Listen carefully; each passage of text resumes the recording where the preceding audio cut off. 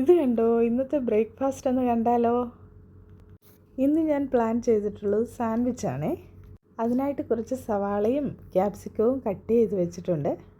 ഇനി എടുത്തിട്ടുള്ളത് ചിക്കൻ ബ്രസ്റ്റാണ്. അതൊന്ന് മാരിനേറ്റ് ചെയ്തെടുക്കണം.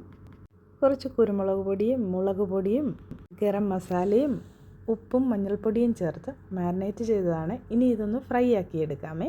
ഇപ്പോൾ നമ്മുടെ ചിക്കൻ ബ്രസ്റ്റ് ഒന്ന് ഫ്രൈ ആയി വന്നിട്ടുണ്ട്. ആ സെയിം പാനിൽ തന്നെ ബട്ടർ ഇട്ട് അതിലേക്ക് ഒരു ചെറിയ വെളുത്തുള്ളി ചോപ്പ് ചെയ്തിട്ട് കൊടുത്തിട്ടുണ്ടായിരുന്നേ. അതിനുശേഷം സവാളയും ക്യാപ്സിക്കവും ഒക്കെ ഒന്ന് വഴറ്റിയെടുക്കാം. പിന്നീട് നമ്മുടെ ചിക്കനും ഈ വെജിറ്റബിളും എല്ലാം കൂടെ ഒന്നിച്ച് മിക്സ് ചെയ്യാം. അതിലേക്ക് കുറച്ച് ടൊമാറ്റോ കെച്ചപ്പും ചില്ലി സോസും ചേർത്ത് കൊടുത്തായിരുന്നേ. ഉപ്പും ചേർത്ത് കൊടുത്തിട്ടുണ്ടായിരുന്നേ. അതിനുശേഷം ചീസ് സ്ലൈസ് ഇട്ട് കൊടുത്തു.